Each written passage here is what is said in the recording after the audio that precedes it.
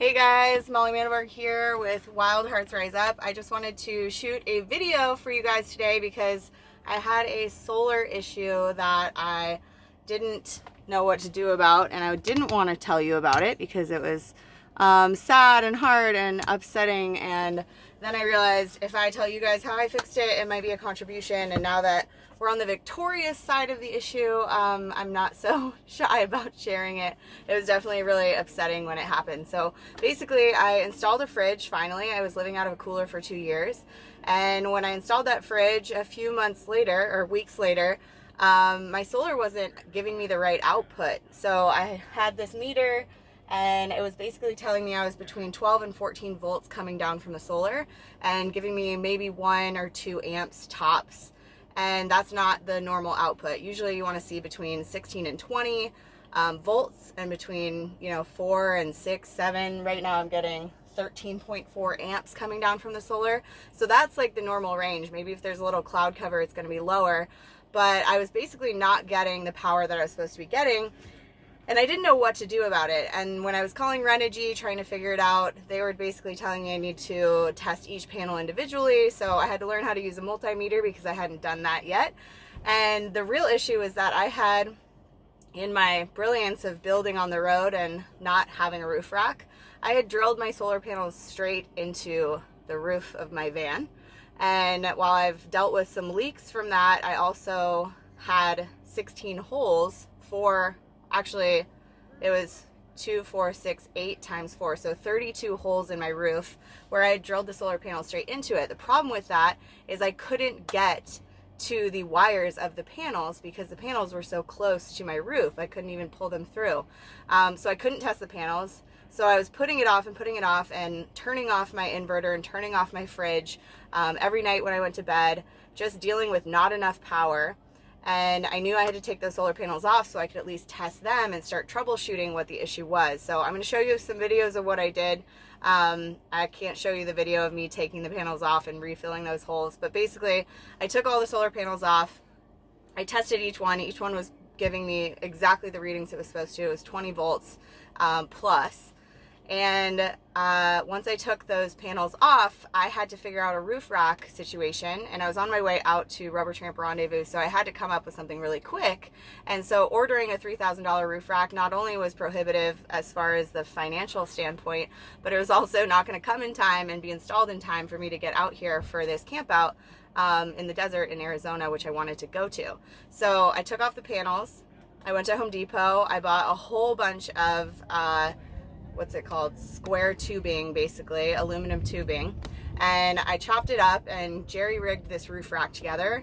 Now I have the panels all in line with each other, sort of 2 and 2, facing front to back, whereas before I had made them fit with the ridges in the roof, so they were sort of off kilter and hanging off the edge of the van.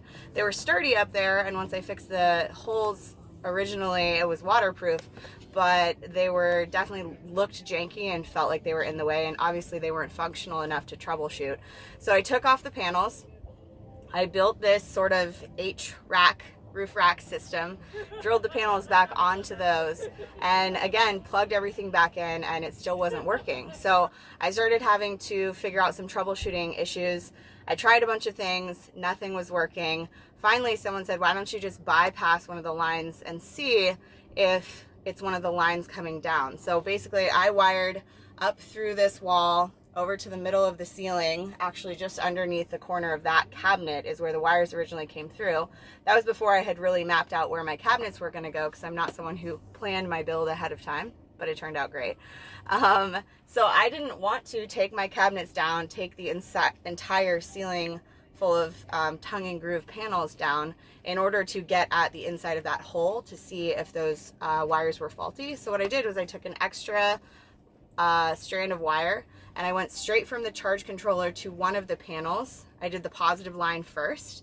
It didn't change my readout. So I did the negative line, and suddenly I had all the amps and volts that I was supposed to be getting. So what I knew from that was that my negative wire from all the panels wired to parallel, the wire that went through the ceiling and through here down to the charge controller, was somehow either shaky or not connected properly at all.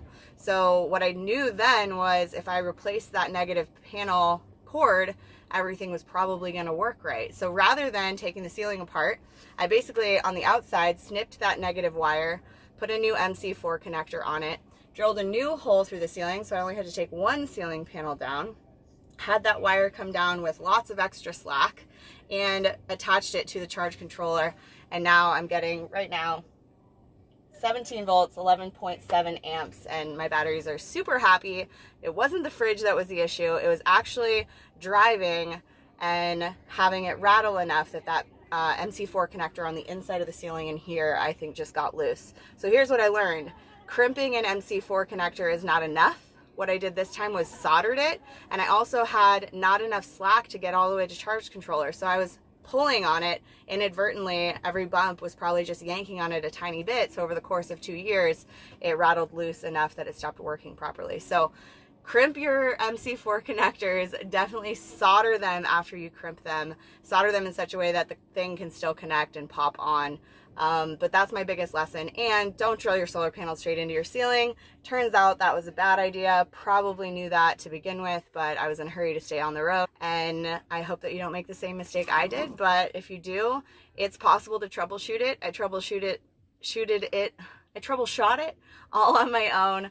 I had a friend in Los Angeles help me build the roof rack and put it on the roof. But after sealing those holes, I've been in rain a couple days already and it's been totally fine.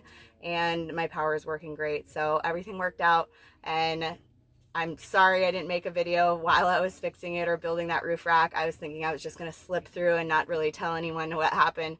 But in hindsight, I think it's better to be vulnerable and let you learn from my mistakes as I have. So hope this video helps you out.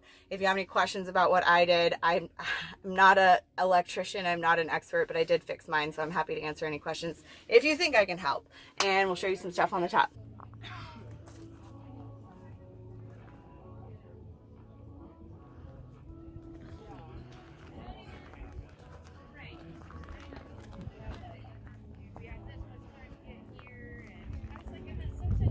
That's all I have for you guys. Thank you so much for watching this video. If you haven't already, please click subscribe, leave a comment, like this video. It definitely helps me out a lot. And I hope to see you on another episode real soon. And I'm going to show you a little video about where I'm at right now too. I'm at Rubber Tramp Rendezvous. We've got a whole slew of vans out here and more showing up every single day. Adventure Island 2.0. See you soon.